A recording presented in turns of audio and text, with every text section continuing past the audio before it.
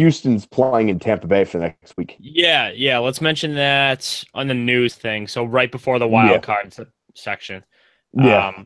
they're playing in And Tropicana, right? What a Yeah. place to choose to play. Disaster. Go. I don't know what that. Yeah, go to Texas. I don't know why they're going to Yeah. Arlington. That's a Well, nice ballpark. Yeah, I don't know. I don't know how that's Texas is They probably probably can't. Yeah, Texas probably get the fuck out of here. No. Yeah, just leave. All right, you're good to go whenever. Okay, hold on. I'm just typing this in. All right.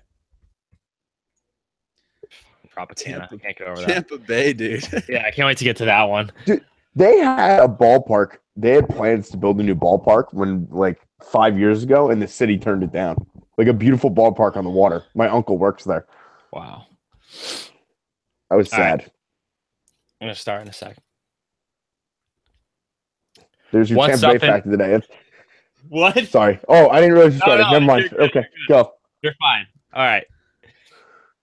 Action. Welcome to the Eephus, episode 39. I'm your host, Justin Ledger, here with Zach Hummel and our producer, Graz. What's going on, guys? Anything new? Anything new in the Graz and the Zach world? Nothing much, man. It sounds like you got a new mic, though, which is... I did get a new mic. I had to copy you. You got the new mic last week. I got the new mic this week. New mic so. gang. Yeah, Graz, you got to be new next. mic gang. Hey, Graz. You know, I spent money on this fake Players t-shirt, Players Weekend shirt. That kind of looks like the Yankees Players Weekend t-shirt. $12 at Kohl's. You know, got to spend money, make money. All right. Love it. On that note, let's just get right into the biggest story of the week. Usually we do our favorite stories. I think it's pretty unanimous that this was the story of the week. So we got to start off talking about the Yankees versus the Tigers. One of the better brawls I've seen. Definitely the brawl of the year. The Harper one, while it was Bryce Harper, so it was like the star of Major League Baseball. It wasn't a great actual fight. So this one was a real fight. We had some pretty good moments in it, including some Gary Sanchez cheap shots. So let's talk about that real quick. Roz, as a Yankee fan, what were your takeaways from this brawl? All right. Very good takeaway. I'm going with the hockey mentality on it all. It's going to inspire the team. They're going to play better. They took 2 or 3 for the Marlins now. You want me to agree with you that Gary Sanchez cheap shotted? Okay. What's McGee? I can't even think of his name right now. But yeah, cheap shot him, and he absolutely did. Yeah. But that's kind of the guy he is. And when you realize that Gary Sanchez isn't like this nice guy that like hides behind the Yankees, then you understand him more as a person. Like he isn't like he's an asshole. I super never really got that outgoing and, vibe like, from him. Yeah, he kind of is. for sure. And like that's what he is. And like you kind of roll with it. Like it's in the same category that like A-Rod doesn't seem like the nicest guy either, but he still hit lots of home runs. So Right. I never knew that about Gary Sanchez, but I mean, obviously after the cheap shot, it kind of opens your eyes. Yeah, this guy's probably an asshole. Any guy who goes in there and uppercuts from the clouds, just comes out of nowhere and just throws a punch and then runs away. Not the best look. But that being said, it was a pretty damn good fight at the very beginning. Austin Romine, he held his own in that against Miggy. I thought Miggy was going to beat the absolute shit out of him, but Romine did the right thing, grabbing Miggy's legs, taking him to the ground. Obviously, I mean, I think the highlight was the Sanchez punch. Did you guys have any other like real highlights from it that you wanted to cover? I think the Yankees are such fake tough guys. Like to Graz's point, Sanchez, he's an asshole. Like he's a real dude. That cheap shot, I lost so much respect for him. I thought it was interesting though. I believe they showed the Tigers dugout after I think the second brawl, and Victor Martinez almost got into it with Justin Verlander. Yeah. So there's some infighting going on there for sure on how that was handled because Castellanos got punched and Martinez was like, "Oh, who cares, dude?" And Verlander's like, "Dude, we're protecting our teammate here." That's what I think the gist of it was. He flipped him off. Verlander flipped him the bird, and then Victor Martinez tried to go after him. Castellanos held him back. Yeah, the Tigers were kind of a mess during that brawl. They didn't know what the hell they were doing. Martinez was sticking up for a Yankee. Verlander was just pissed off. The whole thing was just sort of a mess on both sides. And you had that guy. I don't know what your thoughts are on Gardner, Graz. I'm sure you love him.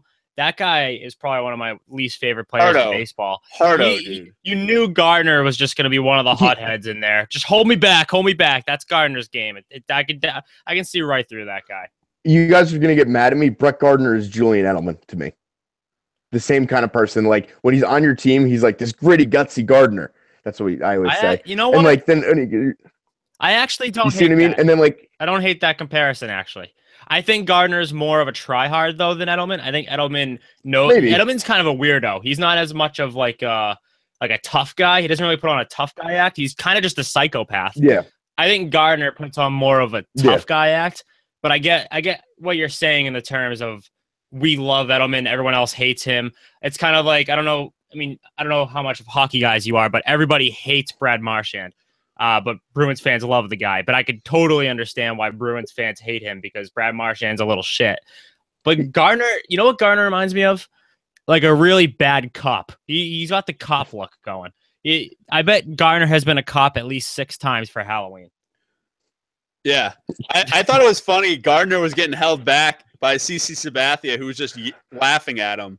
Like Sabathia was just laughing because he knows if anything came to blows, like he could hold Gardner back just with his pinky the size of Sabathia. I think a lot of the guys thought it was like pretty funny, you know, because they didn't get hit or anything. And then a couple of the other guys really took it seriously. So I think there's been some bad blood. I'm not sure of the past stuff. I know Fulmer hit someone in a series before, but there's definitely some bad blood, and it all came to a point during this game a couple of times, which is even more insane. Did you guys think that Betances hit by pitch was intentional? Yes. 100%. Oh, absolutely not. No, Wow. absolutely not. No. I mean, that's the Yankee No. fan chiming It in. wasn't- Grass. Here's the thing, though. No. It was Hit him right in not the fucking intentional head, to hit dude. him in the head. He didn't No, I want. He agree with didn't want to that. hit him in the head. That's what I'm going to say. I agree with that. I don't think he meant to hit him in the head. I think That's he's fair. so. If you look at his walks, he has no control. So when he tries to hit some guy, he doesn't know where it's going, but it's going to hit him. That's for sure. He went for the upper body. He didn't go for the head. No one really aims for the head, but when you aim up high, you risk hitting the head. That's exactly what happened. He did throw that a little bit lower. And you guys keep missing on the most important part of this brawl. The most important part that I saw that no one else saw. I mean, so a couple people saw. Do you know what was holding Miguel Cabrera down when he was getting cheap shotted? That's right. The franchise shortstop, Didi Gregorius, was the one holding him down. That's the exact opposite of what Derek Jeter would do, and that's exactly why I like Didi Gregorius. Interesting. He's Yeah, I didn't know that. Did not know that. Yeah, Didi has been great for you guys this year. Didi has been one of the unsung heroes, I think, of the Yankees for sure. I haven't heard much about him this season, but every time I look at his numbers and just what he's done this year, he's outperformed like expectations by a mile. The guy's been outstanding for the Yankees. I do like the anti-Derek Jeter approach too. Anything that's anti-Derek Jeter, I'm a fan of that. Yeah, for sure. He's hitting well over 300 against left-handed pitching too, and that's dangerous when he gets October. As for the Tigers thing, do you think with all this trade talk, all this shit that's going on with Verlander, that at this point he's sort of alienated from his teammates at all? Do you think that's why he got in this thing with Victor Martinez, or do you think it just was purely had to do with the brawl and there was nothing really leading up to that? Do you think it was just the brawl itself that set them off? Or I don't really know if Verlander's trade rumors have anything to do there with him probably wanting to get the hell out of Detroit, but I wanted to know your take on that before we move on. See, this is me reading into it, but it seemed like Martinez was trying to sort of calm the whole thing down. He was talking to the Yankees guys, Sanchez, Betances, and I think almost he was the outsider in their Tigers clubhouse. Right. It seemed like Verlander and Castellanos were on one side, and then Victor Martinez were on the other, which happens in a lot of clubhouses. It's sort of the Latin American guys versus, I don't want to say, American guys. I know what you mean. Yeah. So that's what I thought it was. I mean, it seems like Cabrera was on Verlander and team side, but while Martinez was trying, he's the guy that breaks up a fight and everyone yells at him. It's like, dude, why are you trying to break it up? Help us out instead of trying to break it up. So it seemed like that was the issue there. Did any of Cabrera's punches actually land? I don't think any of them really landed. They might have grazed him. I don't think any landed. He's too fat. He's too fat. At this point, if 5 years ago, he would have landed some, but now it's like... It reminded me of the David Ortiz, when David Ortiz charged the mound and threw 2 absolute haymakers and they didn't connect. And that's kind of what happened here with Cabrera. Cabrera got in that boxing stance. Like he was ready to go. He knew exactly what he was doing, but he just got taken. Romine took him down. Romine pulled the smart move there. Take him down by the legs, because if you try going upper body on him, you're done, Romine. Like you didn't stand a chance. You got to do the takedown. I don't understand how everyone in these movies or everyone fights punching like this. If I ever get in a fight, I am immediately trying to tackle someone, because there's no way I'm going pound to pound against anyone. Romine did the right thing. Yeah, And then your teammates can come in and cheap shot him while he's on the ground too, which the Yankees did. yeah. As good as that fight was, nothing will ever compare to A-Rod versus Veritek, which is the best. Not only the best catcher versus batter brawl, but probably the best brawl of all time. We're gonna get into power rankings of brawls later, but I want to talk about another weird story from the week, which is actually a couple things. Anthony Rizzo playing third base as a lefty. I think it's the first time a lefty's played third for 20 years or something like that. And Mitch Moreland throwing absolute heat out of the Red Sox bullpen when they were down like 16-3 or something, 16-5. I don't know what it was, but it was a blowout against the Orioles. So let's start with Rizzo. You originally had this on your favorite story thing before the whole Miggy brawl happened, Zach. Yeah. What do you got on Anthony Rizzo playing third base? I just love it when anything that's like pretty common in Little League, like a left-handed third baseman, left-handed shortstop, even left-handed catcher. I was watching a Little League World Series. There was a left-handed catcher. So I love when any of that Little League stuff sort of seeps into the major leagues, and leave it to Joe Madden and the Cubs to sort of do it with Rizzo playing third. It didn't come back to bite him. I'm sure he's a better third baseman than a lot of people. So props to him. And then Moreland coming in. I mean, I put it in our Slack group. I was like, I think they should use him in the bullpen, given the Red Sox bullpen performance. I mean, he had some good stuff. It wasn't just him throwing like cock shots. Right. Yeah. First off, he struck out Caleb Joseph. Not the hardest thing to do, but he struck out Caleb Joseph with a 93-mile-per-hour fastball. First off, Moreland's a lefty. So if you can throw 93 as a lefty, you're already off to an awesome start. But the other thing is Moreland he threw like 3 cutters. I think he threw, I don't know if he threw a curveball. Did he throw a curveball? I'm not really sure, but I knew slider maybe. Yeah, he threw some junk. He threw some junk. He didn't just throw fastballs like you said. So Mitch Moreland, very impressive. Probably my favorite part of the entire thing though was the fact it was Players Weekend and he had 2 bags on his jersey as he was pitching. I thought that was pretty awesome. Those guys must get so geeked up when their managers like, you're going in the game. Yeah, like that could be your only opportunity ever to pitch. So you might as well take advantage of it. I don't know Moreland's history before playing in the majors, but he had to have had like extensive pitching experience, right? I mean, this guy did not look like a guy who was just taken out of nowhere and put on the mound and said, let's see what you can do. I mean, this guy has pitched multiple times before. Moreland is another guy. Moreland has not been commended for his performance this year as much as he should have. I know early in the year there was a ton of hype with the 2-bag stuff. Shout out Carabas for coming out with that nickname and everything. It was so much hype surrounding Moreland with like all the doubles. He's slowed down offensively, but the guy's a Gold Glove first baseman. He helps out the team in a lot of ways. He comes out with a lot of clutch hits, comes in when they need a pitcher, so they don't waste the bullpen. So good shit from Mitch Moreland here. I'm a big Mitch Moreland guy, so it was really cool to see. Yeah, I don't know why he's not an everyday player. Like you saw Chris Young yesterday and Hanley Ramirez. Like Mitch Moreland's better than both those guys. He should be in the lineup every day, in my opinion. Ramirez got moved down to 7th in that order. So I think Hanley Ramirez's time, it's the clock's ticking on Hanley. We'll put it that way. I don't really know how much longer he's gonna last, but we thought that last year too, and then he went on that tear out of nowhere. So I don't know. You never know with Hanley. So I can't get a read on the guy ever. So we'll just have to wait and see what happens there. As for Anthony Rizzo and the Cubs, I can't get a read on this team either. Rizzo hasn't had his kind of year that he's capable of having. Obviously, he's still one of the better players in the National League. Same with Chris Bryant. The Cubs, I think they're 2 games ahead of the Brewers in that division. NL Central's been the division all season long. I have no fucking idea what's going to happen come the end of September in that division. So keep an eye out for that too. We're going to get to wild card talk later. Let's get to injuries. We got a few big name guys injured, hurt again. This is just an every week thing. I don't know how injuries happen so much in baseball, but they do. We'll start with Cody Bellinger, who's actually coming back, hurt his ankle in the outfield. My only take on this is the Dodgers better be very careful with Bellinger and make sure that they're not bringing him back too early because they're going to need him come postseason time. He is one of the biggest reasons why the Dodgers are pretty much unbeatable right now. Yeah, I totally agree. They should do a similar thing. Like as Patriots fans, we just saw Julian Edelman play in the preseason, and he's out for the season now. So yeah. I think like the Dodgers have to be thinking past the regular season, past setting any kind of win record right now. They just got to keep everyone healthy and really go for that playoff run. It's all leading up to the playoffs. Like nothing else matters once you get in. So you need Bellinger healthy for those. Absolutely. And the Dodgers, their big knock against them is the fact they can't perform in the postseason. They always make it so far, and then they just fall apart in the postseason. They can't afford for that to happen again this year. The regular season should not matter anymore. It should be about keeping players healthy. I know, again, it always seems unlikely that an injury will happen in a 1 month span to a player and just derail a team's entire season. But with this Bellinger injury, at first it was pretty scary because we didn't know the significance. But if it was any more significant than that, Dodgers would be in trouble. So they better be careful with not only Bellinger, but they got a few other guys on that team who they're going to really want to come postseason.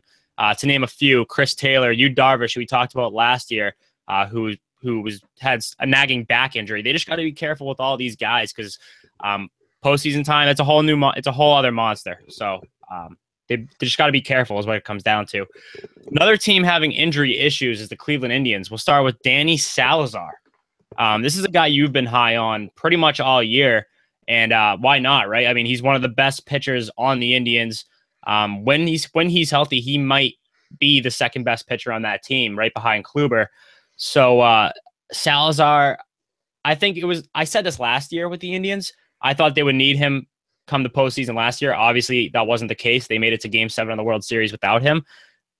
But I actually think this year would be different. I think they need Salazar to survive in the postseason this time around. I don't think they're as good of a team overall as they were last year.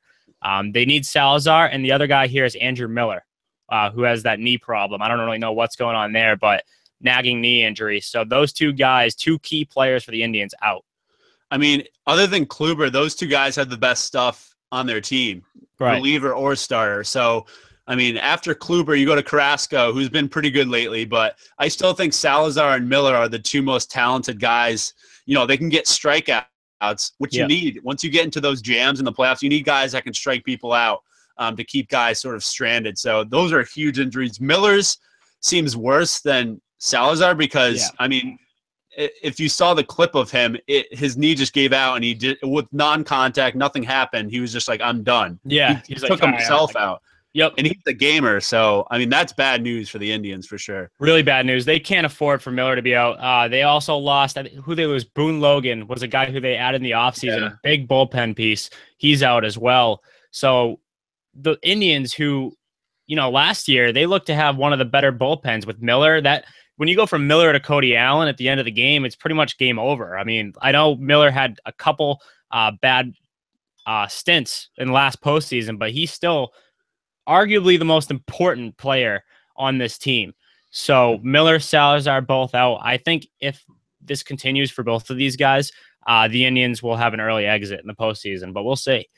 Yoenis Cespedes, his hamstring injury is back. I remember a few months back, we were talking about Cespedes and his hamstring, and I was talking about how a hamstring is one of those injuries that is just going to bother you the whole year. And I think that's been the case with Cespedes.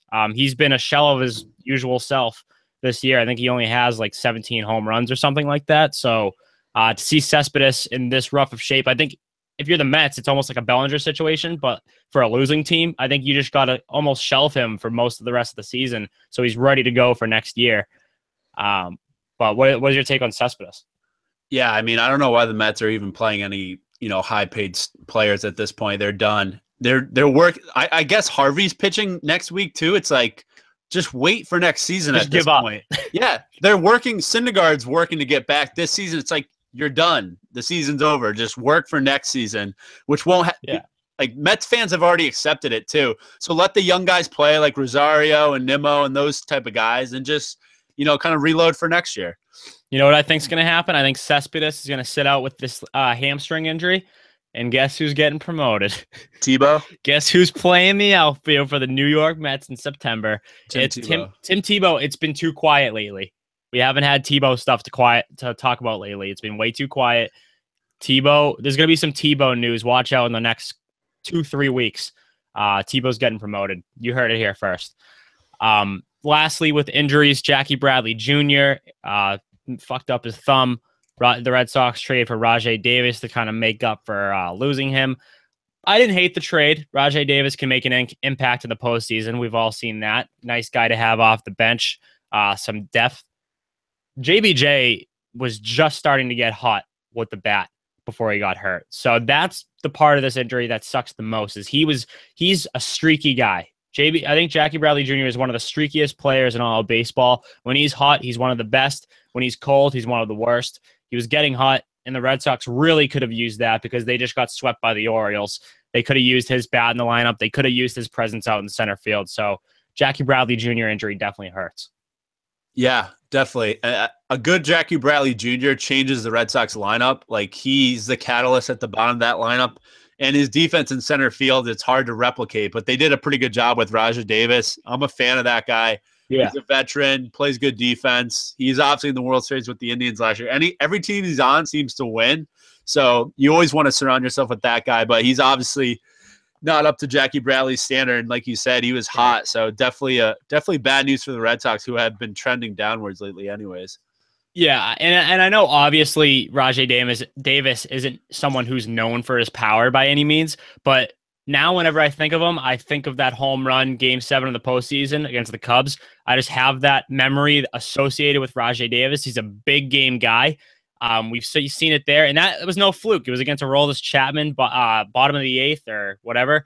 It was a huge moment, and I don't expect that again out of Davis in the postseason, but he steps up to the plate literally and figuratively when it matters most. So I like having a guy like that on the team. And by the way, if the Indians win the World Series, Rajai Davis gets a statue outside of wherever the fuck the Indians play. Where do they play? I don't even know. Whatever. Jacobs Field, I think. Jacobs Field. Yeah. Jacobs Field. So that's the case there. Let's move on to the biggest news. Obviously, again, we already talked about Tigers, Yankees. That was the news of the week. It's been pretty dead otherwise. Rich Hill, though, was a close second. Had a perfect game through the 9th. Logan Forsythe actually ruined the perfect game in the 9th. He was playing third base. He booted a ball, so it was a no-hitter at that point. And then game goes into the 10th, scoreless. Dodgers can't put any runs on the board. Pirates hit a walk-off homer in the 10th. You got to feel for Rich Hill. I would have loved to see Rich Hill go through and get this. Unfortunately, his offense couldn't step up when he needed the most. And I don't know. Rich Hill had under 100 pitches. It wasn't like a fluky. Usually no-hitters are fluky. This was the opposite of fluky. So I would have liked to see Hill get it, but that's baseball for you. I know it's so Rich Hill to be overshadowed by that brawl that he just throws maybe the best outing of his career, clearly. Yeah. And it's just like no one was talking about it. And I honestly think, like, if you go 9 innings and you allow no hits, even if you give up a run in the 10th, I think you should be considered a no-hitter. I know that's crazy, but, like, you went the complete game and you give up no hits. Your team didn't give you a run. That's not your fault. You should get a no-hitter.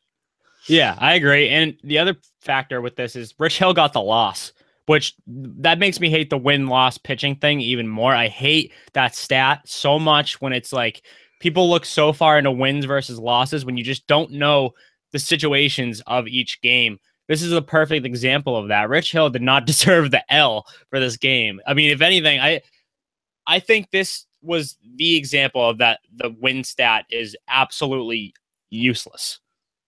That was that was probably my main takeaway, other than the fact that it sucks for Hill. When you're looking at baseball as a whole, that's the main takeaway I took, is just the win means absolutely nothing. So it sucks for Rich Hill. He'll bounce back, though. I mean, he has emerged as one of the best pickups the Dodgers have gotten in the last few years. He's like 37 and he's still throwing quality start. He has quality starts like almost every single time he's out there. So Rich Hill, great pickup for the Dodgers. Another reason why they're so nasty this season. Another guy who's been nasty lately, Byron Buxton. This is a guy we've shit on lately, big time on this podcast, because he was a dud for probably the entire first half. He was, you know what he reminded me of? He actually reminded me of Jackie Bradley Jr. when he sucked. He's a Jackie Bradley Jr. type. He's outstanding in center field. You kind of just have his bat in the lineup, or at least this was the case with Jackie Bradley Jr. a few years ago. You just have his bat in the lineup because of the value he gives you defensively. That was the case with Buxton until these past couple of weeks, where he's just gone on an absolute tear. He hit 3 homers in one game yesterday. Today's Monday, the 28th. So this happened. Buxton hit 3 homers on the 27th on Sunday. So Byron Buxton doing some nice things for the Twins right now. Yeah, he's finally living up to his draft grade. I think he was first overall by the Twins. So, Yep. I mean, as the Twins go, Buxton goes. Like, they're Right. winning and he's playing well. It's one of those things that go together. It's a correlation. And yeah, I mean, his 3 home run game versus the Blue Jays, he has maybe the most potential I've seen out of a player in MLB. Like, if he lives up to it, Right. he could be a player like we've never even seen before. Like, I'm talking better than Mike Trout. He's more athletic. I think he may even have more pop. I am sweating from that take. I'm sweating. But you know what? Hey, I've had a pretty bold Byron Buxton take before too. I said that Buxton. This was at the beginning of the whole Mike Trout, Harper, and Buxton era. They all kind of came up at the same time. Obviously, all 3 of them took very different paths. But I said that Buxton would be better than Harper. I think I've mentioned this to you before. I said Buxton would have the better career. I'm still not completely out on that theory. I think Buxton's a late bloomer for sure. But if Buxton can be anything of what he's capable of offensively combined with the defense he's already shown us, there's still a chance. I mean, especially if Harper's hampered by injuries and, we know what Harper's capable of. Don't get me wrong. But Buxton, I don't think he's shown us everything he's capable of yet, is I guess what I'm getting at. Yeah, he came up when he was 20. He's 23 now. I think Right. Buxton, if he reaches his apex, is probably quote unquote the best baseball player in the game, just because he has such raw physical Totally. skill. I can't see him ever being better than Trout. I mean, Trout's maybe the best player of all time. I can't fathom Buxton getting to that point. He's like you said, he's 23. He has plenty of time to develop. He's already shown a lot of development over this past year. So as long he's as he's almost like the Greek freak in basketball. Like, his tools are just insane. If he can just put everything together, he can be one of the best players. I have him as almost a Jackie Bradley Jr. type. I don't know if the offense is ever going to completely stand out at the major league level. I know he's on this hot streak. I look at him as having a Jackie Bradley Jr. ceiling, I guess, maybe a slightly better hitter for the long term, but we'll see. I mean, if Buxton does what he's capable of doing, what all the scouts said he's capable of doing, look out for Buxton next year. A sneaky AL MVP candidate, I would say. Giancarlo Stanton, sneaky NL MVP candidate. Maybe not so sneaky anymore. 50 home runs. He's hit the 50 mark. I don't remember what he was at last week. I think he might have been at like 44 the last time we talked about Stanton. So he's hitting almost a home run a day at this point. And we still got a whole another month of the season to go. So I think he gets to 60. I know I said 57. I think he actually gets to 60. I kind of doubted. I thought he would slow down big time. And right after I said that, he hit 2 in a game. So I think I'm going to give him the 60 mark. I don't think he passes Maris, though. Yeah, I had 55, so I think he'll definitely clear my expectation. I mean, I think he's on pace for 62 right now, if I'm not mistaken. So yeah, which is Roger Maris's mark. And I know that's what he considers the record, right? Yes, that's what he considers the record. So we'll see. If he passes 62, I think at that point you just have to hand him the NL MVP. Yeah, I can't believe teams are still pitching to him. I mean, the Marlins are on a tear as well, so Stan's just bringing them to the promised land, and it's great to see a guy reach 50 again and like actually have a shot to be up there with Bonds, McGuire, Maris, those type of guys. I think if Stanton doesn't crack 60, it's because teams stop pitching to him, especially with the Marlins back in the thick of things in the NL wildcard race, which we're seeing right now. The Marlins, the way to beat the Marlins right now is to pitch around Stanton. So I think that's exactly what teams are going to do from this point on. Maybe I'm wrong. Maybe they're just still going to be idiots and just throw to this guy who hits a home run every single game. We'll see about that. We'll definitely be on full Stanton watch the rest of the year. Unfortunately, we've had this hurricane in Houston, this flooding, which has just been absolute catastrophe. I know it's bigger than baseball. We all know it's bigger than baseball, but this is a baseball podcast, so we're going to give the baseball news that comes out of this. The Astros and the Rangers, they will not be playing in Houston. They relocated their game to Tropicana Field, which I don't know if this joke's going to come off distasteful or not. I think I'd rather play in a flood than play at Tropicana Field. That place is an absolute dump. They they couldn't pick one better place to play than Tropicana. Maybe it's because Tampa Bay, they're very curious, like, oh, you can use our shit field. Like, that's perfectly fine. Have yourself a day. But I think they should have picked somewhere better for these teams.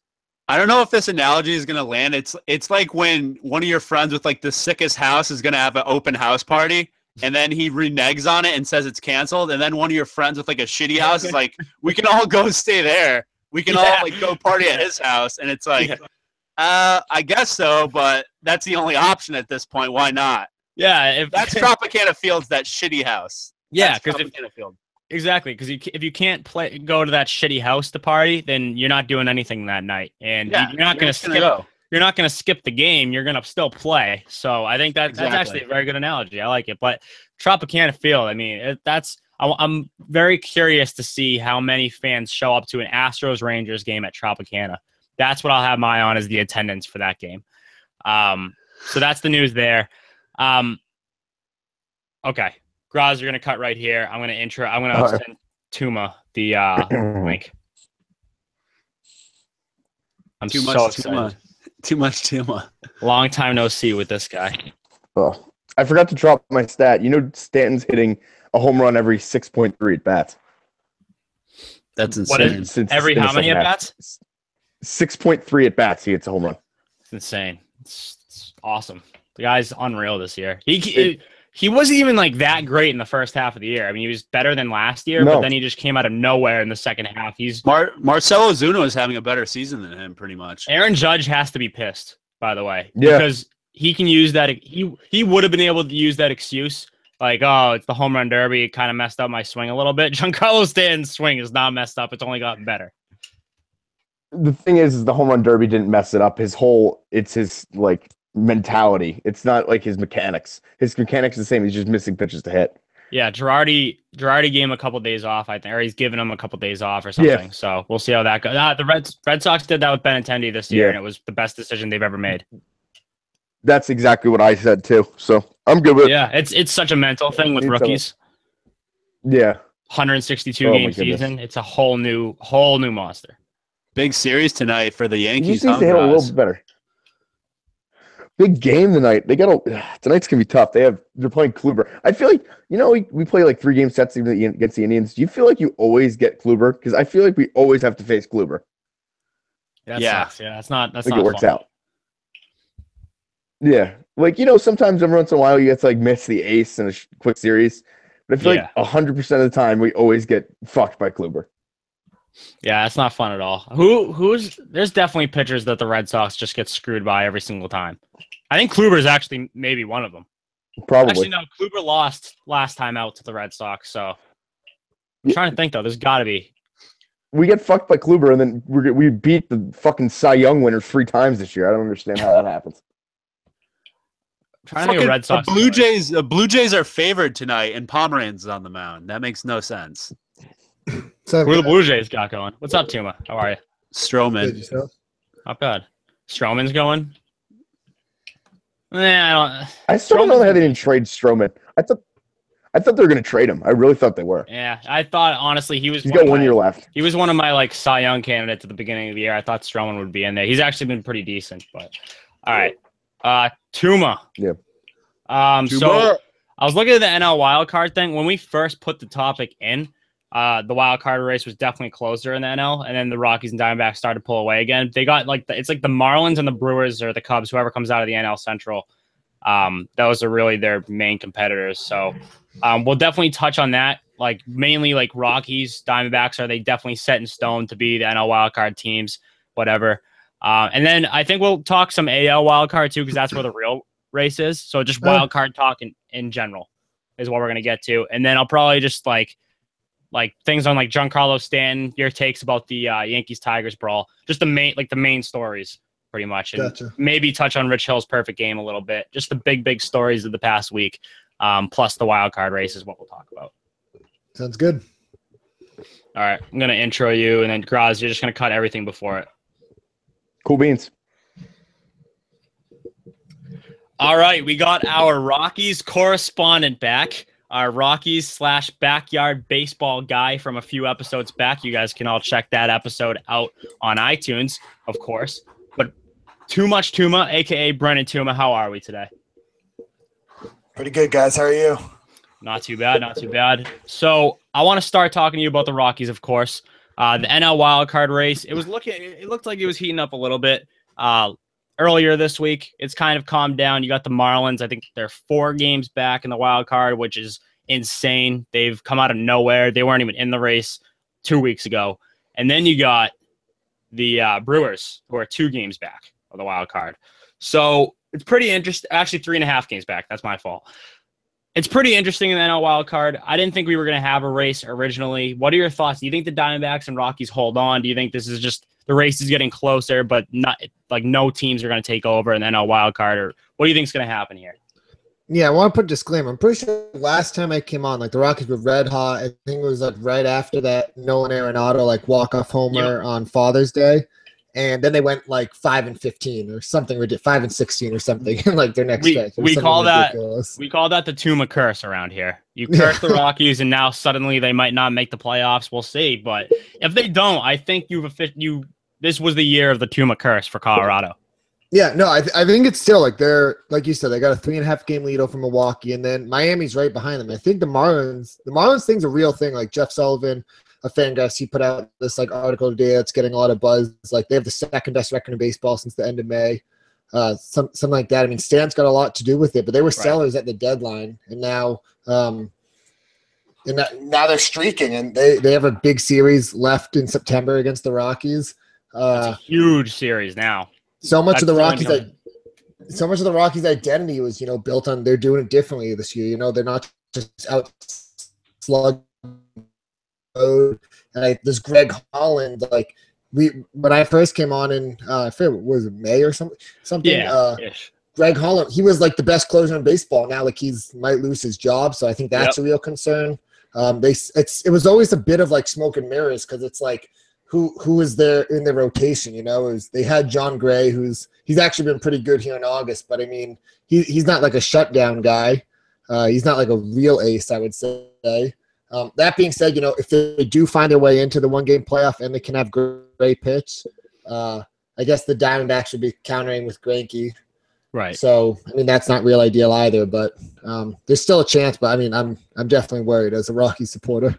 So if you had to pick someone, do you think the Marlins take over? Are you giving it to is Rockies Diamondbacks going to be the matchup of the NL wildcard game? If you had to bet right now.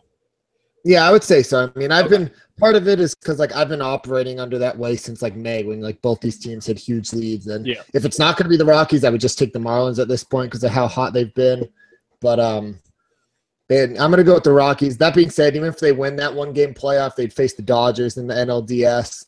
But it's definitely more concerning now than it was in May. I know the Marlins are definitely making things interesting. Do you have any takes on the Brewers? Do you think they make any sort of run for it at all? And they're actually only 2. The reason I said 2 games back earlier is they're 2 games back in the NL Central, so they could still overtake the Cubs, which I don't personally think is going to happen. But do you think there's any chance one of those 2 NL Central teams takes over the Rockies or the Diamondbacks in the NL? Yeah, again, I think the Diamondbacks are fine. The biggest problem with the Rockies is like, with this bullpen thing now is they just kind of just like lost their identity a bit. And the teams like the Marlins, outside of Stan, they don't really like what are the Marlins? The Brewers, they have a great offense. Eric Thames isn't close to what he was in April. It's similar to like a lot of the AL wildcard teams outside of the Yankees. A lot of these like pretty good but not great teams that I don't consider any of them like real threats in the once we get into the playoffs and everything. All right. So before we head to the AL wild card, Zach, you got anything about the on the Rockies that you want to touch on with Tuma or NL wild card in general? I mean, Story carried them in this last series versus the Braves. He had a couple huge doubles. They were like low scoring games. Like Tuma said, Gray has been their best pitcher by far, and I had to make the tough decision to drop Greg Holland from my fantasy team. He's been a dud lately, and it seems like Jake McGee has sort of taken over his role, which is fine, I guess. It's good that they got Neshek at the deadline because they're going to need that pitching down the stretch. If that's going to be an awesome 1-game playoff, D-backs, Rockies, like a slugfest. and see who comes out on I top. hope that's what it is. I really hope that's what it is because that's the best game right there. I know the Marlins are on a tear right now, but I don't know if we have our NL West bias going on, but I think Rockies Diamondbacks is definitely the most entertaining game. It's going to be, unless Greinke and John Gray somehow have a pitcher's duel, like it's either going to be like a 1-0 game or like a 12-9 game. Like I don't see it being any in between if those two teams face off. I'm excited for that because both these teams, like you always hear stories about, like they have like the most underrated or the most underappreciated player in baseball. You know, whether it's like Arenado or Goldschmidt or Charlie Blackmon, who we discussed, last time I was on. Like a lot of these guys that just, for whatever reason, they play in smaller markets. They don't have a lot of playoff experience, so they just never really get their due. But like even Goldschmidt, I guess like if we're gonna call ourselves Rocky supporters, like we kind of don't like the Diamondbacks, but like what Goldschmidt's doing, like I thought he was the NL MVP up until what Stanton's been. The pace he's been on lately, but still, so there'd be a lot of guys that average baseball fans could get to know in that one-game playoff. It's crazy because, Charlie Blackmon too, another NL MVP candidate this year. I mean, he's been outstanding too. You got him, you got Arenado, you got Goldschmidt, the star power. If those guys get put on a national stage in a wild card game, that does wonders for baseball. So I hope that's the game we get. It would be cool to see Stan and the Marlins go at it, but not this year. Any other year that the Rockies aren't in it, I'd be happy with that. Let's head over to the AL wild card where the real race is right now. I mean, the Yankees look pretty safe. They're up 3.5 games in the wild card. As long as their bullpen can figure it out, this is the way I look at it. If their bullpen collapses just like it did this month, I think they're in serious trouble in the wild card. Otherwise, I think they're okay.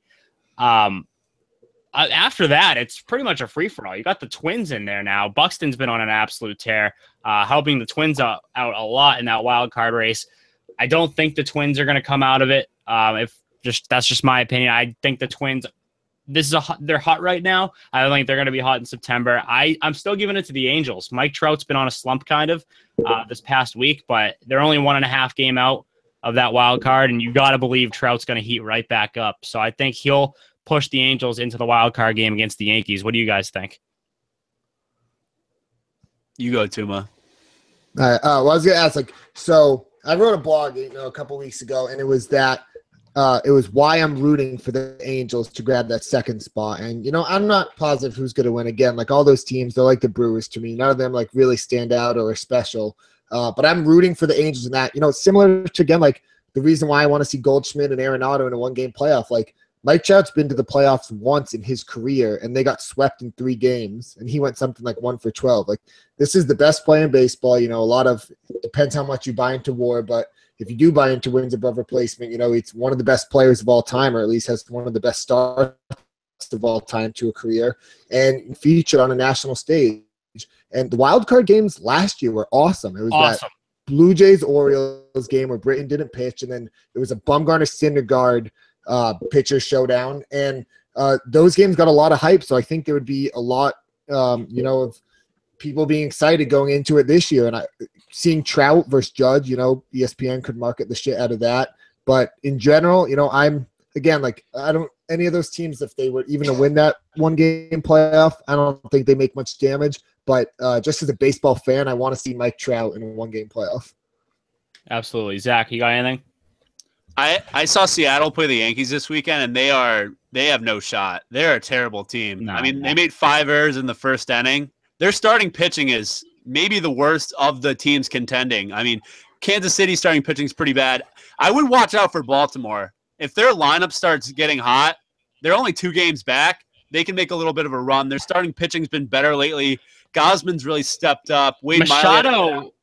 Where's this Machado been all year? He's finally he's probably better than his usual self lately. This past month or so, he's been one of the hottest hitters in the game. The first half, this Machado was not around, so he's getting hot at the right time for sure. My guy Dave O'Brien in the booth, what I've been saying, Jonathan Scope is a legit MVP candidate. I don't care what anyone says. Jonathan Scope is having an unreal season. I don't know why. No one's paying attention to this guy. He's playing unreal. His numbers are top 5 almost across the board. And he's playing well. He's playing well. He's definitely a good player, Zach. MVP candidate's a little much. You got Mike Trout. I'd watch out for it. I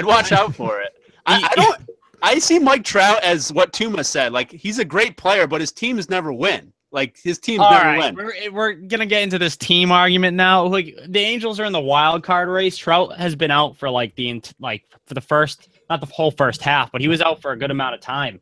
And the Angels are in the thick of things. Mike Trout, if the Angels get into the wild card game, if you deny Mike Trout the MVP, I don't know who, like, I might just go to MLB headquarters and pick it. Like, I don't know what I'll do, but if Mike Trout doesn't get MVP this season and the Angels make the playoffs, I'm going to freak the fuck out. Because if I have to hear this team argument one more time in baseball, I can see, like, this is, Mike Trout's not fucking, he's not like Russell Westbrook. Like, this isn't the same type of thing. Mike Trout is the reason the Angels are even close right now. I agree with that. Or any year. Can you say if Baltimore makes it, Jonathan Scope's an MVP candidate? No, because he's not having the season that Mike Trout in like 50 less games is doing what Jonathan Scope's done in like a full season of play. That's why I think the games definitely hurt Trout this season. I think that might be his downfall if they don't obviously make the wild card game. But hear me out as Red Sox fans. I'm like scared shitless of Cleveland, while Houston, on the other hand, I would honestly want to face them in a series. What do you think about letting the Yankees win the division and taking Sale on that wild card game? Honestly, no. Like, this is an honest take. So you want the Red Sox to tank? I want them to tank because I don't think they have a shot versus Cleveland. Like, that's an honest opinion. Like, I don't think they have a chance. They're so deep in their heads. I couldn't possibly disagree with that entire take. First off, I love their matchup against Cleveland because. Actually, that's probably a bad thing to say because this is exactly what I thought last year too. Record that, Graz. I got to be honest. I don't love what I just said because now I know this is going to turn back on me. Like, Salazar's hurt is what I'm getting at, and I know he was hurt last year too, and the Indians cruised past the Red Sox. This is just a different Indians team this year. I don't see the magic happening this time around. Salazar's out. I apologize, Timo. We're completely hijacking the segment for me. I'll let you talk in a second. No, go. I think the Red Sox have way more of a chance against Cleveland this year than Houston. Houston got Correa back, and I know they're kind of a mess. They haven't been the same team that they were the entire first half and for some of the second. They've been they've been cold lately. I know that. I just think the Astros are an absolute powerhouse offensively, and that's the type of team that the Red Sox have to watch out for. That's the type of team. I know Sale has issues with Cleveland, but I think he could have issues with this Houston team too come October. So I don't love either matchup, but I do like them more against Cleveland, I guess, is what it comes down to. I have to decide right now which take was worse, the Scope MVP or the Red Sox tanking. But the thing about Cleveland is Andrew Miller's hurt right now. Right. By the time he comes back and gets healthy. Huh? I forgot about Miller, too. We talked about Miller and Salazar earlier. Both are hurt. That's another reason why I think I'd prefer the Cleveland matchup. Yeah, they're a way different team without Andrew Miller. Like, that changes. He's like, Andrew Miller is like more important, besides like Kluber and Lindor, to anyone on that Cleveland team. Absolutely. In the playoffs, especially. What scares me as like a Sox fan is like this whole thing is like, oh, we have Sale now, so like we'll be good to go in a game one. Well, let's say it's game one and, it's Sale versus Kluber and Sale's numbers versus Cleveland, aren't all that. And we lose game one and we lose Sale, and you lose your home field advantage based off that just because if Kluber shuts you down. Right. Yeah, no, I couldn't agree more. The whole notion of I think the Red Sox can go toe-to-toe with any team in the American League. I think the Red Sox are that good. I sang a different tune about a month ago. I thought the Red Sox were in that whole David Price situation, Dustin Pedroia getting hurt. When all that shit was going down, I kind of was out on the Red Sox a little bit. They've showed a lot to me. I know they just got swept by the Orioles, but I think they'll be right back on their feet in no time. I think the Red Sox go toe-to-toe with any team in the American League. I think you could even say they're the best team in the American League right now, even after this series. Tough series against the Orioles, but again, they should be fine. I don't think they should tank, in other words. I think they can go up against the Indians. They can go against the Astros and be just fine. Anything else going on in this AL wildcard race? Again, we mentioned that it's close. I think the only real teams that I see contending are the Angels, Twins, Orioles maybe, and then you got the Royals, who always seem to sneak their way in. Yeah, I'm curious to Graz. Graz, who do you want to face as a Yankees fan in that one game wild card? Like, who don't you want to see, and who do you want to see? Exactly what you guys said. I want the Marlins so bad. No, I'm saying as a Yankees fan. As a Yankees fan. I want to play the Marlins. I absolutely no, not Marlins. Jeez, hold on, my brain. You can't do that. I am so sorry. That's embarrassing. Mariners. God, they're both fish kind of things, right? No, you they're know both what? Fish. I'm gonna actually give Graz a pass there because I tend to do that too. The Marlins and the Mariners, it's just like sometimes it just comes out a certain way. They got that Mar in the beginning of their names. Right, yeah. Totally Maritime. Okay, it's water related. I'm sorry. I'm Team Graz for this. I was gonna shit on them. We just played them this weekend, and their starting pitching is horrifying because everyone's hurt. As long as King Felix doesn't come back and kill us in that one game, I absolutely want them. And I'm also in on the tanking thing. I don't think the Yankees should win the division because I don't want to play Cleveland either. So I am totally in on going after the Astros because the Yankees match up with the Astros in they're going to have games where the Astros are trying to outslug you. And you know what the Yankees can do? Outslug the Astros. So I'm in. Yankees can outslug the Astros? I think they're full lineup. Greg Bird's back. I agree with Graz. The Astros are like an offensive juggernaut. That's the only reason they're even in contention this season. Their pitching has not been anything special all year long. Their offense, they have the least amount of strikeouts, I think, out of any team in the entire league. I think they have the most home runs. How are they going to get outslugged by the Yankees? Aaron Judge can't even fucking hit a volleyball right now. I don't know. Like he's benched tonight. They say they benched him for a few games.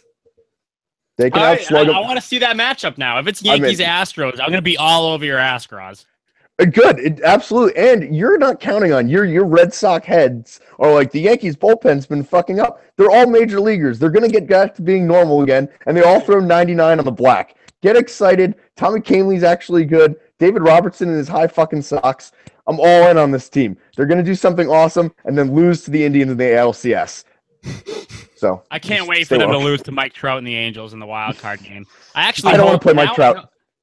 Now I absolutely don't want Mike Trout. The Mariners. I hope James Paxton puts a fucking baseball 99-mile-per-hour pitch at fucking Aaron Judge's head in the wild card game, and then we'll see if you want to face the Mariners. Yeah, because I don't think it's going to be King Felix. By the way, you said King Felix. I think if James Paxton's back and healthy, I think that he's the guy to go in that game. I know it's kind of weird with King Felix. I mean, we know him as one of the best pitchers ever for the Mariners. Well, in baseball, I guess. I mean, King Felix, if you ask a major leaguer who they don't want to face, it's always been King Felix. He's a shell of his former self now. I think James Paxton's the guy for that game. And I don't think you want to face him, Graz. I know the Mariners suck defensively and whatever, but I don't think you want to face James Paxton. I'd much rather face whoever the Angels are going to trot out there. But that's just me. What else do we got here? Let's go on to the topics that we've already covered, but I want Tuma's takes. Actually, that's a good segment name, Tuma's takes. So let's start with Rich Hill, the perfect game, that whole shit that went down with Rich Hill. What were your thoughts coming from that? I know, I mean, it's been a little while. It's not exactly the most topical thing right now, but it's something we got to cover because, I mean, it was arguably, if you take the Miggy Yankees brawl out of there, that was the story. So. Yeah, I thought it was interesting. The night before, Doug Fister gave up a homer on like the first batter of the game and then didn't allow another hit the rest of the night. The very next day, Rich Hill didn't allow a hit, and then the last batter of the game hit a homer. So that was just one of those like weird things that only happens in baseball. Right. To me, what stood out about it, you know, once it was like 7th, 8th inning, I started tuning in, and this is the Dodgers' 4th best pitcher. if you consider Kershaw, Darvish, whatever you might want that. Right. But to me, that's just what stands out about that Rich Hill performance. It was like, holy shit, like this, just how unbelievably stacked that team is. I'm rooting for them. I want to see them get as many wins as they can if they can get into the 1-teens. The record's 116. Yeah. By the 0-1 Mariners, which is you guys like look back on that Can you name, like, they had Ichiro, and outside of that Mariners roster, I have no idea how they won 116 games. Did they have Edgar Martinez at that point? I think he was like very old. Yeah, I know that. I just didn't know if he was on the roster. Yeah, you're right. I mean, it's tough to really name. I just went back and looked at it, so I can like name a bunch now. But like beforehand, I was because they lost. There was no A-Rod, there was no Griffey, there was no Randy Yeah, Johnson. Griffey was gone. Yeah. Which is weird. Griffey had just left, and the Mariners were still that good. Imagine if they had Griffey still on that roster; it would have been insane. But yeah. So that, I mean, Rich Hill. The thing that we basically took out of it is it just goes to show how stacked the Dodgers are. They got a guy like Rich Hill out there throwing perfect game. I mean, he's been a very good pitcher. He gets overshadowed by all the other stars of the Dodgers, but he deserves a lot of credit. Yeah, the main takeaway was just sad. It kind of sucked. I really was hoping that Rich Hill would come through. We've kind of had the whole as baseball media in general, we've had the whole oh, Rich Hill, he's a great guy. He hung around, and especially in Boston when he broke out in September and then got that contract. Ever since then, he's been great. Yeah. So great guy. It's you root for him, easy to root for type thing. Definitely. Then of course, like I mentioned, the Miggy Tigers brawl against the Yankees. When we talked about that, I mean, the highlights there, you got Gary Sanchez throwing cheap shots. Miggy turning into Mayweather through 5. He got into a boxing stance and throws 5 straight punches. I think they all missed. Romine takes him down. You got Verlander and Victor Martinez going at it sort of in the dugout because Nick Castellanos was pissed off that Martinez was yucking it up with the Yankees. So you got a lot of shit going on there. What were your main takeaways from this brawl? It made me sad, after everyone was talking about Cabrera, I looked up his stats, and it made me sad how, it made me realize he's past his prime. He's not one of the best hitters in baseball anymore, or one of the best players. And, I remember when he won the Triple Crown, and oh my God, dude, the combination of power and, patience at the plate and his ability to go to opposite field, everything. I was shocked when I first saw the video. He really shoved Romine, when the whole brawl started. I wish it was, I wish the Tigers were I wish it was a Yankees Red Sox brawl or a Yankees Indians or between two better teams where they could have maybe met in the playoffs, really get that bad blood going. And this happens all the time in baseball. The Sox and Orioles had it a bit early in the year with Machado and Barnes, and I think it'll just blow over. We won't hear anything from it again, unfortunately. But for that one afternoon, it was this is pretty cool. It was constant action in that game. I don't think it carries over. I mean, those aren't really two teams that I think are going to hold grudges against one another. I think it was just Cabrera versus Romine. Benches cleared, shit went down. They might, if they're going to throw at anyone, it's going to be Gary Sanchez. Because Gary Sanchez, you just can't throw a cheap shot like that. And honestly, if Gary Sanchez does get hit by a Tigers pitcher, I think he has to take it, man up, walk the first. I think if you do that and you don't retaliate at all, I think if you're Sanchez, that kind of makes up for it a little bit. Just take punishment and move on, and then all is forgiven. But Pedro Martinez said this on MLB Network. That's the type of thing that Gary Sanchez, he might have to watch out for pitchers that aren't on the Tigers too. I mean, pitchers around the league are going to see that cheap shot and be like, all right, well, this guy's kind of an asshole. So especially in baseball, the unwritten rules and shit. Exactly, they'll remember that. Definitely. Lastly, Tuma, before we let you go, I want to know your number. What does Giancarlo Stanton end with before the end of the season? Are you guys some of those people that say 61's the record? Please say no. No, I think Bonds is the record. 73 is the record. Okay. I don't think he's going to get to 60 even. Really? Okay. Yeah. Why is that? I don't know. I'm not trying to sound strong or anything. He's just so unbelievably locked in, and just the pace he's at is impossible to keep up. I was reading something about, a few days ago about the pace he's at and where he'd end up. I think he's actually on pace or whatever you want to call it for 63. Yeah. But I don't know. I just feel like it'll cool down eventually. Pitchers are going to become a little more scared of him, especially with the Marlins, that if they're going to be playing meaningful games, guys won't just be, throwing to it down the middle. But I never thought anyone again would approach 60. Only 5 players have ever done it, which is kind of insane to think about that it could be happening this year, just with, how good, bullpens are these days and how every pitcher seems to, throw 99 on the black, like Gaz said. But I'll go 58. I think that's what Ryan Howard hit. Okay. A bunch of years ago. I had 57 last week. I think Zach had 55, and then we both kind of switched it up today because of the tear that he's been on, and said that he's going to hit the 60 mark. I don't think he breaks Roger Maris's 62. I think he gets right at 60. I think that's a good number, but I don't know, man.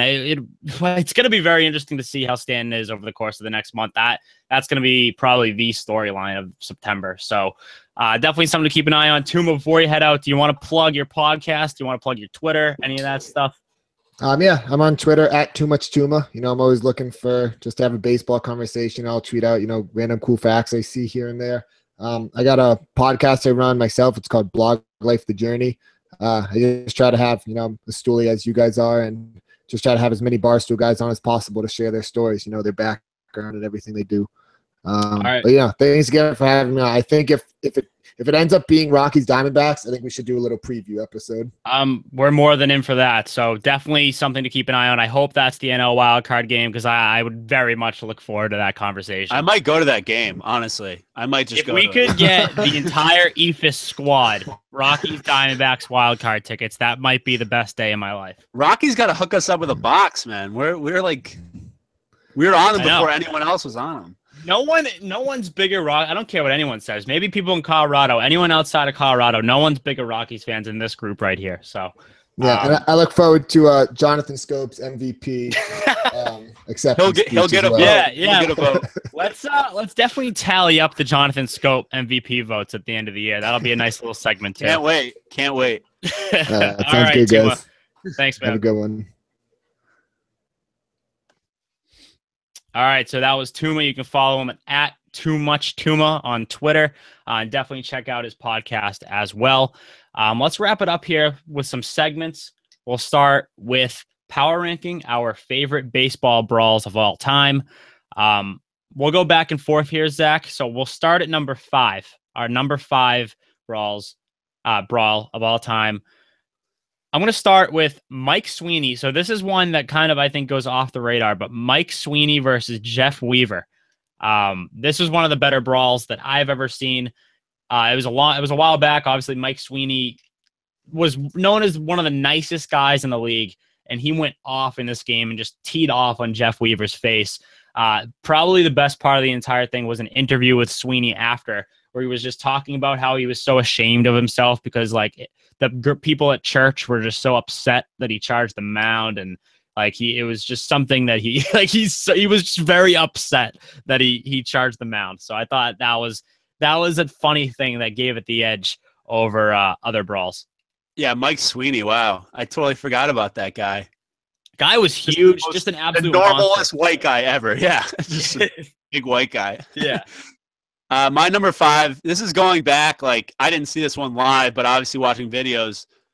Nolan Ryan, when Robin Ventura charged him out and he got him in a headlock like a little boy and just started tooling on his head. I mean, I think he was in his upper 40s when that happened, or mid 40s. So, this young Ventura guy, hot shot, charging them out, and Nolan Ryan just takes him under gets him in a little chokehold and just starts punching his head. It doesn't get much better than that. I almost put that. I mean, I had to put the Mike Sweeney thing in, and what gave it the edge was just the funny interview about Mike Sweeney, just so upset and that everyone at church was mad at him for charging the mound. I thought I was laughing very hard at that. So that gave it the slight edge. Nolan Ryan, technically, that was the better brawl, I would say. Just having that image of him just pounding on Robin Ventura. Robin Ventura definitely still gets shit for that. Dude, you got absolutely tooled on by a middle-aged man. So that's a good pick. My number 4 is that Cincinnati Reds versus St. Louis Cardinals brawl, where it was they all got backed up against the backstop. Johnny Cueto was kicking people. It started off with Brandon Phillips and Yadier Molina mouthing off at one another, and it just escalated into this crazy brawl. Chris Carpenter. That's a name drop for you. Where the hell has that guy been? Yeah, seriously. He was right in the middle of it. Scott Rowland, who had played for the Cardinals beforehand, he was on the Reds for that brawl, I believe. And he was right in the thick of things. So that was a very entertaining brawl as well. Cueto, you talk about scumbags and cheap shots and brawls. Cueto was spiking people with his cleats. He was kicking people in the chest. Of course, he was backed up against the backstop, so I think he was just defending himself. But that flies under the radar. That Cueto was straight up just kicking dudes. Yeah, my number 4 is another one where kicking comes into play and kneeing. Those are the crazy brawls. Please tell me. Okay, what is it? This one's 1999 Chan Ho Park. Yes. That didn't make my list, but I'm so glad it made yours because I really wanted to talk about it. Yeah, so that's the action kick. He goes with the kick. Yeah, leave it to Chan-Ho Park. I mean, he lays a bunt down the first baseline, and that's always awkward when the pitcher like tries to tag the guy. Right. And I think the pitcher was Tim Belcher. Yeah, it was. So he tagged Park, and Park didn't take too kindly. He just started kicking him and kneeing him. I mean, he's a pitcher. He doesn't want to get his hands injured, so he's just going to use his feet to take out Belcher. I mean, that was a great one just because it was unorthodox. I really wanted to put that on my list. It's just the Mike Sweeney thing again, just too funny. Reds Cardinals was good too. It was just like that was a chaotic brawl. But Chan-Ho Park, honorable mention for me. That was hilarious. Chan-Ho Park, you talk about the kick. The guy threw like an elbow at like to start it. That was another highlight. That I mean, the kick took over, but that elbow was to Belcher's face was no joke. My next one. My number 3 is Rougned Odor versus Jose Bautista. The punch heard around the world. This is just like, you just don't see punches land like that in baseball ever. So just the fact that we got to see the clear slow motion just punch to the face. It's a miracle Bautista didn't get knocked down, but that's still in my mind is like the number 3 brawl that I've ever seen. Yeah. I mean, I had that one at number 2. I think we have recency bias because a lot of these we probably didn't see, it makes sense. So my number 3 was the Machado Ventura fight. Ooh, okay. Just because rest in peace. Rest in peace, Ventura. Such hotheads, and anytime you're throwing 99 around the head, I mean, and those two guys, they strike me as guys that would fight out on the town if they had a couple too many drinks. So, I mean, it's spilling out to the field wasn't too surprising, and that was the couple years when the Orioles and Royals would play each other in the playoffs when they were the two pretty much best teams. So there was some bad blood there, but I just loved it when those two guys just went at each other, no regret. And I love it when the pitchers sort of are like, "All right, you want to come out here? Like I'll bring it too. Let's go." I don't know if there's ever prop bets or odds or whatever on who's the next person to charge the mound or anything like that, but you got to believe Machado's always a favorite. Machado's the kind of guy, he's probably minus 1,000 odds for that because it's just it's Manny Machado, probably the biggest hothead in the entire league, probably has the shortest temper. My number 2 was the infamous Pedro Martinez, Don Zimmer incident. I think we're going to have the same 2 and 1. Yeah, of course. Yeah. Pedro and Don Zimmer, I remember exactly where I was for that. I remember how, like, everything about that brawl. I've probably seen it 1,000 times. It's just absolutely legendary. I mean, of course, we're biased Red Sox fans, so we're going to side with Pedro. Anyone who's not a Boston or a Pedro fan looked at that like, Pedro, you're the biggest scumbag of all time because you just don't throw an old guy down like that. But it was memorable. So that's my number 2. I will say to this day that I think Pedro Martinez didn't throw him down. I think Don Zimmer's momentum just carried him into the ground. It was like a bullfighter just showing the bull and then taking it away, and then he just went. That's another rest in peace, right? Don Zimmer's dead. Like he's dead, right? Confirmed. Yeah. Yes. Graz confirmed death. Okay, so yes. Rest in peace. Moment of silence. That was another one that was just pure chaos, which made it even better. Like the best brawls are the ones where there's like 5 little fights going on all around the place, and that was one of those fights. Yeah, that was insane.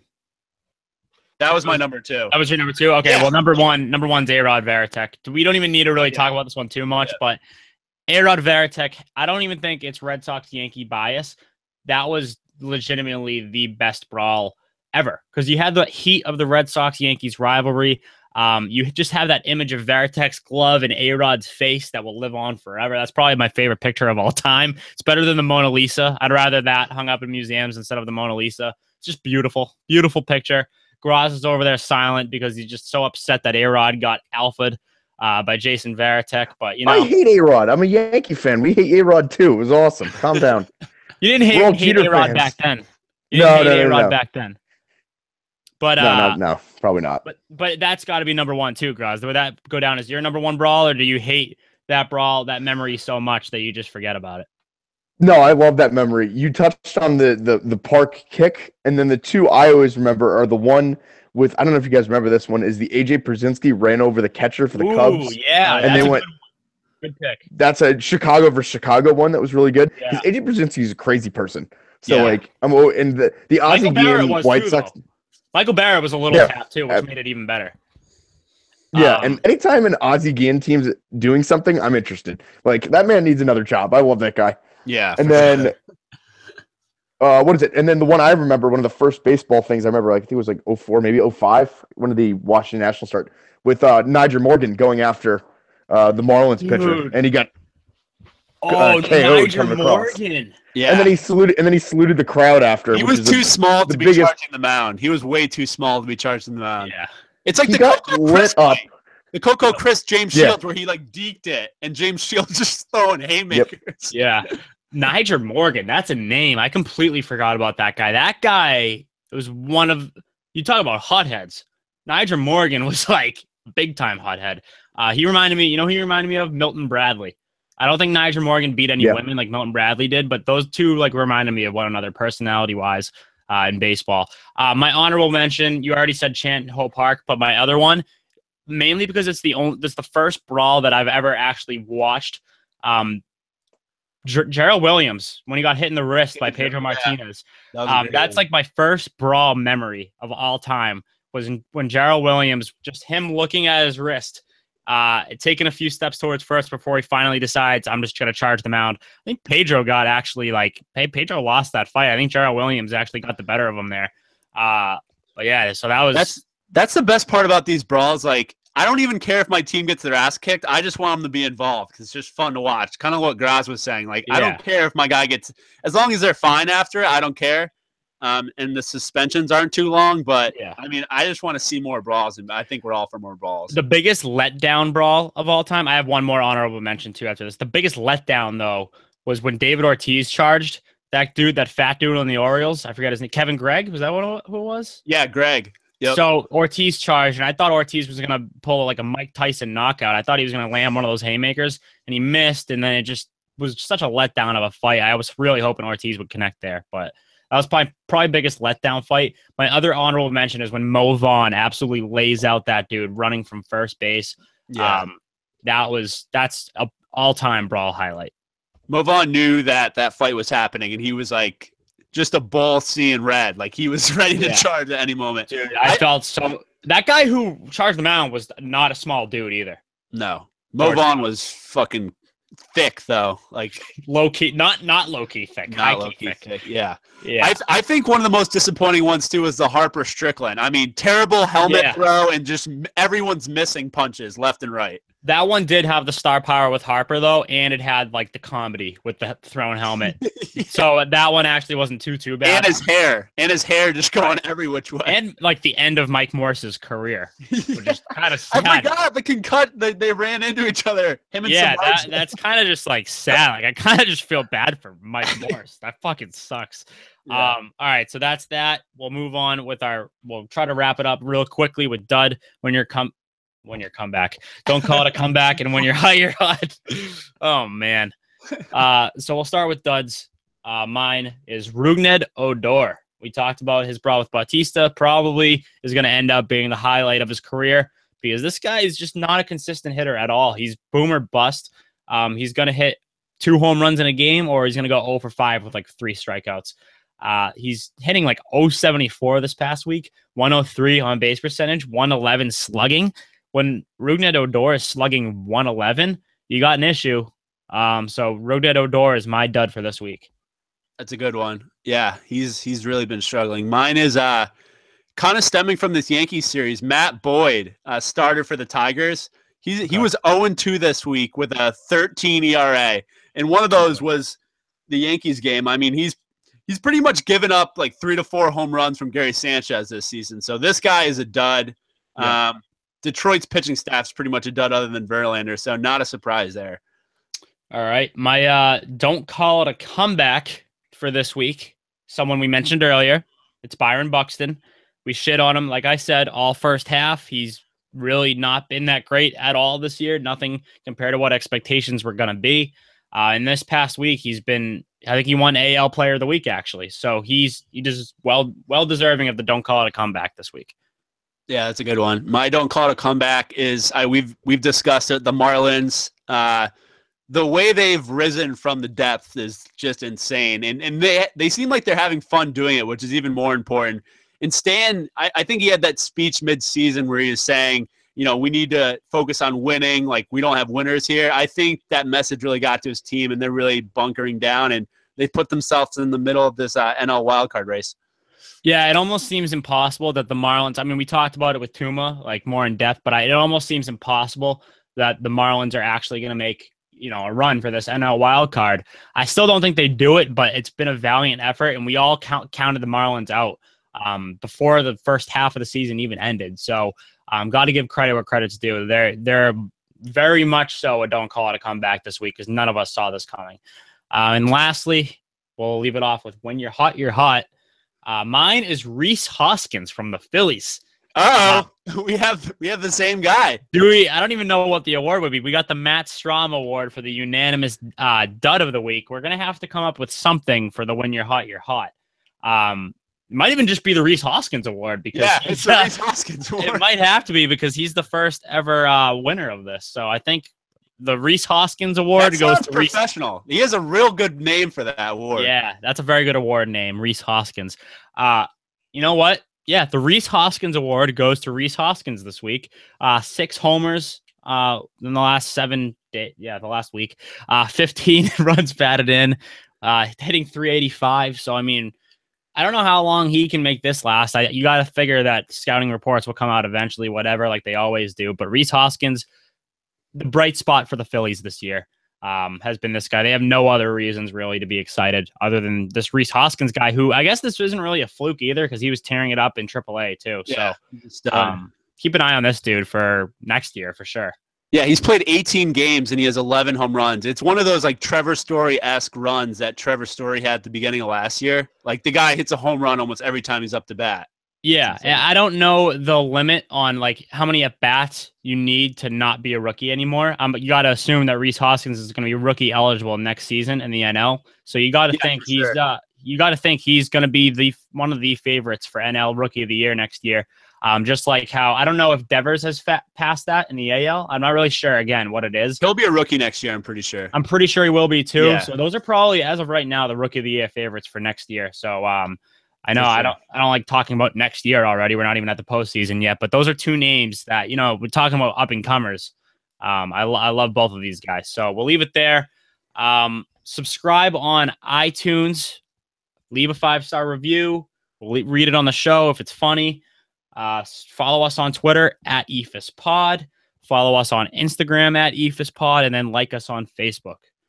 That's pretty much all we got. Thank you for Tuma. Thank you to Tuma for coming on. Always appreciate having guests. So we will leave it there unless you guys have any last words. No, I'm good. How about you, Graz? You good?